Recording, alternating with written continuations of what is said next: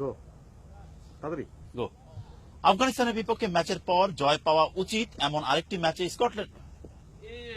আরে ভাই, দাঁড়ায় থাক একটু। গো আফগানিস্তানের বিপক্ষে জয় পাওয়া আফগানিস্তানের বিপক্ষে ম্যাচের হ্যাঁ নার্ভাস আপনি হ্যাঁ রেডি কনফিডেন্ট।